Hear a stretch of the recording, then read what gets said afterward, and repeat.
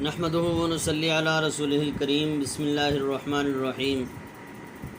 عزیز طلباء السلام علیکم ورحمۃ اللہ وبرکاتہ۔ آج کی اس ویڈیو کے اندر ہم سبق نمبر 6 اردو ادب میں عید الفطر کے مشق پڑھیں گے۔ سوال نمبر 1، درج ذیل سوالات کے مختصر جواب تحریر کیجیے۔ پہلا سوال ہے، عید الفطر کا ہماری تہذیبی اور دینی زندگی سے کیا تعلق ہے؟ میں نے آپ کو تقریباً ہر ویڈیو کے اندر جس ویڈیو کے اندر بھی ہم نے مشق کی ہے اس کے اندر میں نے آپ کو بتایا کہ جواب کے اندر ہم سوال کا کچھ حصہ ضرور درج کریں گے، ذکر کریں گے۔ یہاں پر بھی ہم سوال کا کچھ حصہ لیں گے۔ عید الفطر کا ہماری تہذیبی اور دینی زندگی سے بہت گہرا تعلق ہے۔ عید الفطر اسلامی اقدار و روایات کی پاسداری کا ذریعہ ہے، اور بقیہ جواب اس کا کتاب سے نشان لگائیں گے۔ پیج نمبر 44، مطلب اسی سبق کا آخری پیج اور آخری پیراگراف۔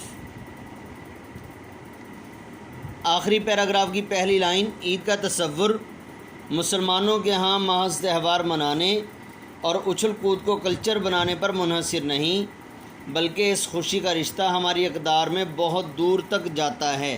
یہاں تک اس کا جواب ہو جائے گا۔ اب اس کا مکمل جواب سن لیجئے۔ عید الفطر کا ہماری تہذیبی اور دینی زندگی سے بہت گہرا تعلق ہے، اور یہ اسلامی اقدار و روایات کی پاسداری کا ذریعہ ہے۔ عید کا تصور مسلمانوں کے ہاں محض تہوار منانے اور اچھل کود کو کلچر بنانے پر منحصر نہیں، بلکہ اس خوشی کا رشتہ ہماری اقدار میں بہت دور تک جاتا ہے۔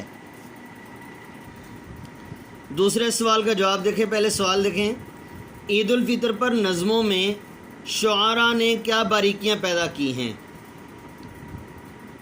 تو اس کا کچھ حصہ یہاں سے سوال سے لیں گے۔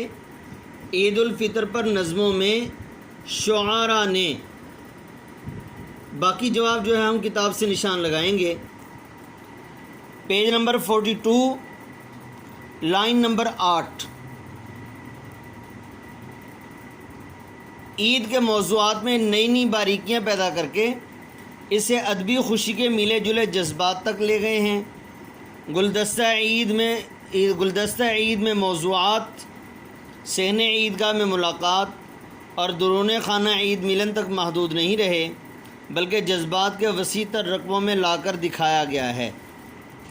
تو پورا جواب اس طرح ہو جائے گا، سوال میں سے کچھ حصہ لے کر عید الفطر پر نظموں میں شعراء نے عید کے موضوعات میں نئی نئی باریکیاں پیدا کر کے اسے ادبی خوشی کے ملے جلے جذبات تک لے گئے۔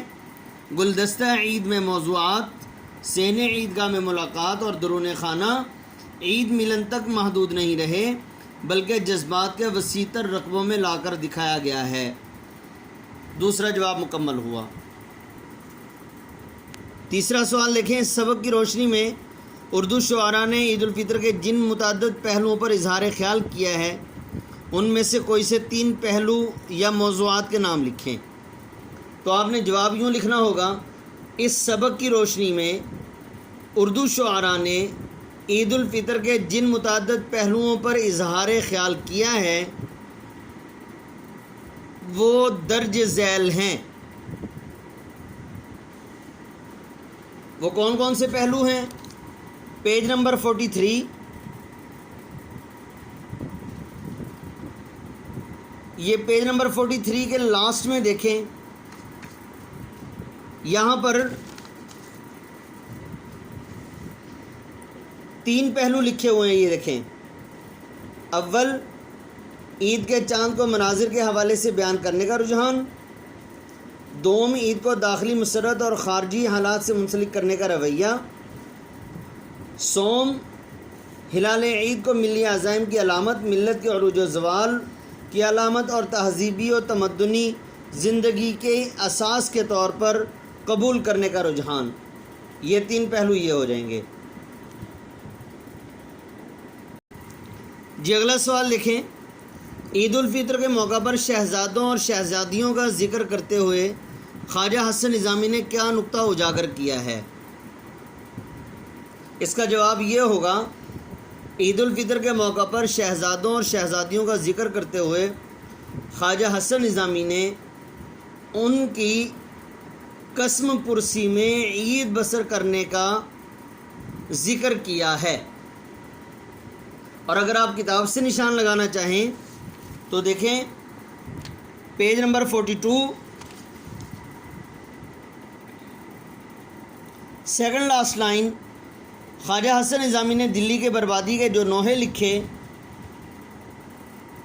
ان میں دولت و عزت سے محروم ہونے والے شہزادوں اور شہزادیوں کی قسم پرسی میں عید بسر کرنے کا ذکر کیا ہے۔ ہم یوں لکھیں گے، اہمیت رکھتا ہے انہوں نے لکھا ہے، لیکن ہم سوال کے مطابق جب جواب لکھیں گے تو اس میں کہیں گے عید بسر کرنے کا ذکر کیا ہے۔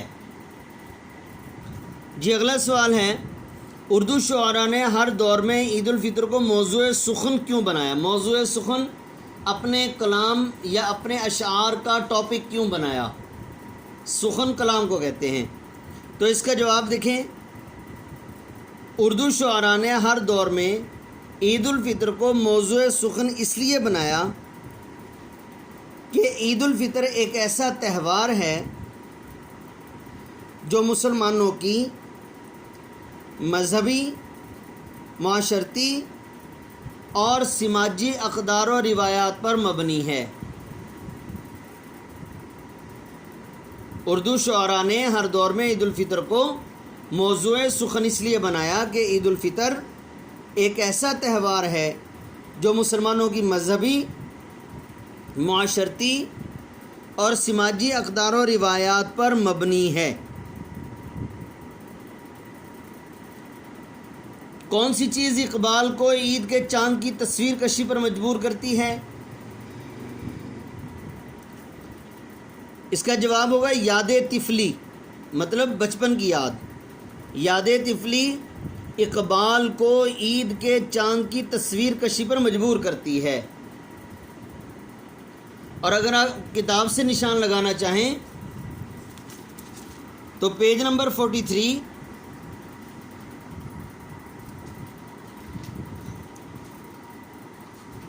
اس کا جو دوسرے نمبر پر بند لکھا ہوا ہے اس کے بالکل اوپر دیکھیں، اے مہ عید بے حجاب ہے، تو اس کے بالکل اوپر یاد طفلی علامہ اقبال کو عید کے چاند کی تصویر کشی پر مجبور کرتی ہے اور وہ منظر کشی والے رجحان کی طرف مائل ہو جاتے ہیں۔ یہاں تک جواب ہوگا۔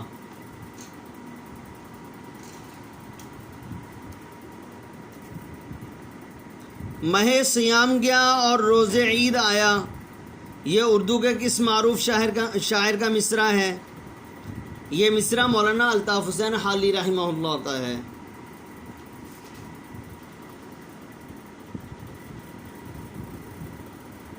عید کی شاعری کا ہماری شعری روایات سے کیا تعلق ہے؟ عید کی شاعری کا ہماری شعری روایات سے بہت گہرا تعلق ہے۔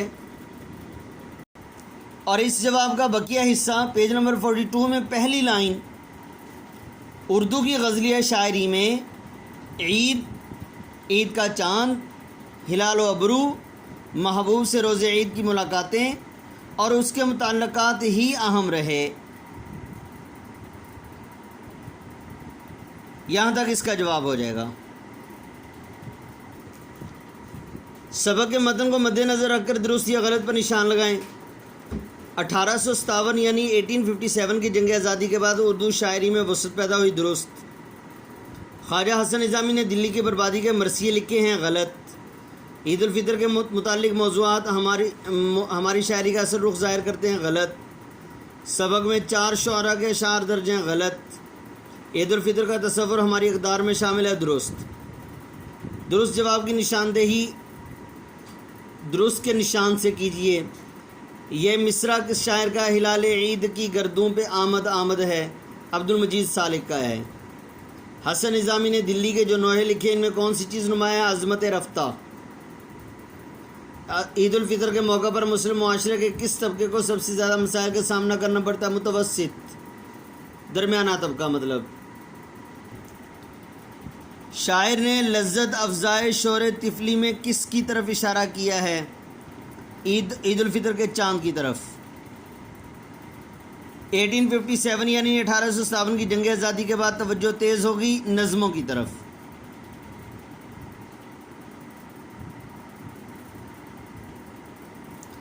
جی اگلا سوال ہے، مصنف نے عید کا تعلق تہوار کے علاوہ کس سے جوڑا ہے؟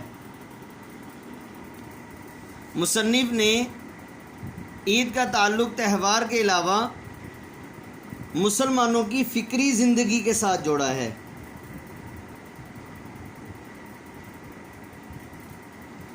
کہ عید الفطر مسلمانوں کی فکری زندگی کے خط و خال اور اسلامی اقدار و روایات کی پاسداری کا عمل ہے۔